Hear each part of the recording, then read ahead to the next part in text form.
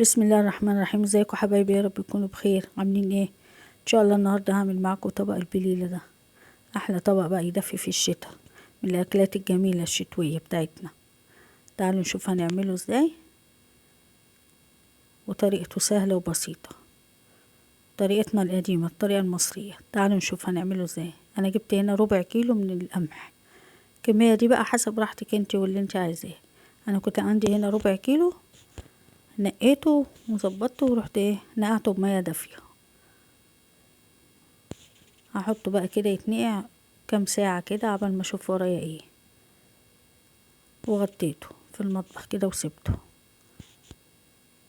كده. خلاص صفيت المية اللي كان منقوع فيه،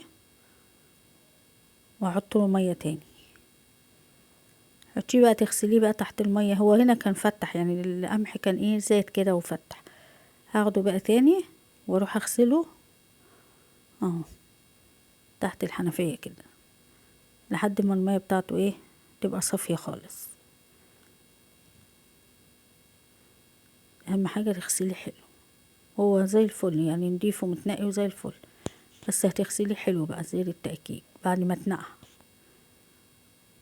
كده. خلاص اهو غسلته وصفيته تمام.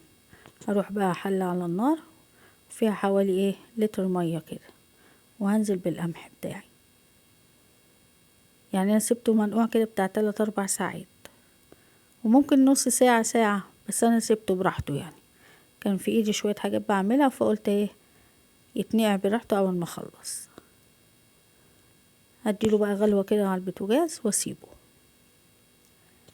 ما تغطيش الحلة عشان بيفور، توربي الغطا كده، وكل شوية بقى تروحي تطلي. لو في شوية ريم كده من فوق الوش تشيليهم، الرغاوي دي هتشيليها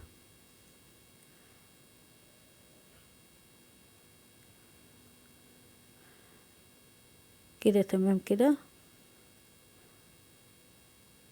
اسيبه بقى كده شوية على النار، وبعد كده هطفي عليه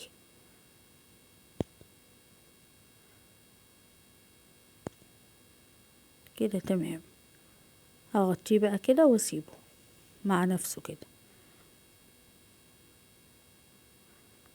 خلاص كده هطفي عليه النار وهركنه كده. خلاص المية بردت، وهو بقى ما شاء الله استوى كده القمح.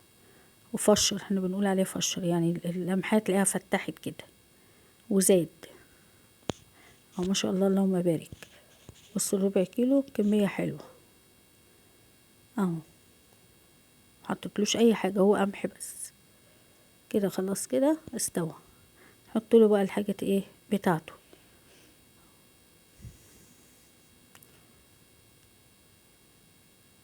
هنا هنحط السكر. انا حطيت معلقتين بس انا هزود، يعني السكر ده حسب بقى راحتك انت. بس انا هزود له سكر تاني. حطيت هنا معلقتين بس في الاول، قبل ما اخلص بس الطريقة كلها. هبدأ كده اقلب فيه كده لحد ما يغلي بس كده غلوة، وهنزل بقى باللبن اهو. نص كيلو لبن هنزل عليه. برضو كمية اللبن انت براحتك، عايزة تحطيه تعمليه كله باللبن براحتك، عايزة تحطي مية ولبن زي ما انا عملت براحتك برضو.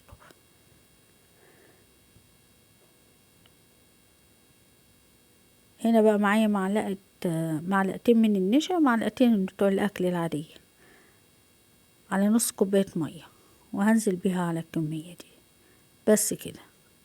في ناس بتزود رز، في ناس بتسيبها بالقمح بس انا حطيت له معلقتين نشا، يعني يا دوبك عارفين، يعني بيخليه منشي كده شوية، تقيل كده، حاجة بسيطة معاكي متبقاش خفيفة.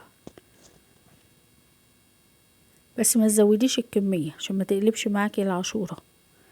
هي معلقتين صغيرين كده تحت الاكل على نص كوباية المية. وهنا حطيت معلقتين من وش اللبن، القشطة بتاعت وش اللبن. خليهم كده مع بعض، هتسيح دلوقتي من سخونية اللبن وبتدي قيمة غذائية اكتر. هفضل بقى اقلب كده لحد ما القشطة تدوب وتختفي كده خالص. هي كده تعتبر خلاص يعني، بس انا هسيبها تغلي كده براحتها لحد ما تتقل كده والنشا يشتغل معاها. هنا معايا كمان معلقتين من جوز الهند، بيديله طعم وريحة حلوة. دي براحتك، عايزة تحطي حطي، مش عايزة براحتك. هنا خلاص كده، بس هسيبها ايه على النار شوية بس هي كانت تمام يعني استوت، بس انا سبتها ايه عشان تتقل شوية.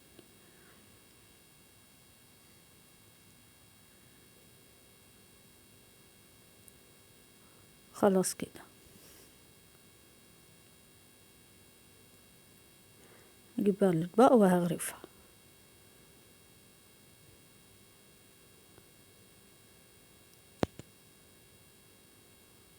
ما شاء الله، بصوا عاملة ازاي، لا تقيلة ولا خفيفة، وطعمها بقى ما شاء الله، وريحتها ايه دافي بقى في الشتا. ديت من الاكلات الحلوة، تعمليها على الفطار الصبح لولادك وهم رايحين المدرسة، او بالليل ياكلوها برضو بتدفي. يعني هي من الاكلات المنتشرة عندنا في مصر، مشهورة. البليلة احلى طبق بليلة، نضيف وانتي عاملاه بايديكي ومطمنة وبألف هنا. تأكلي لولادك كده بألف هنا الصبح على الفطار او في العشاء، بيدي قيمة غذائية جميلة للأطفال. كده تمام. هنزل بقى بشوية سوداني لو عندك، أو شوية مكسرات اللي موجودة عندك، على حبة زبيب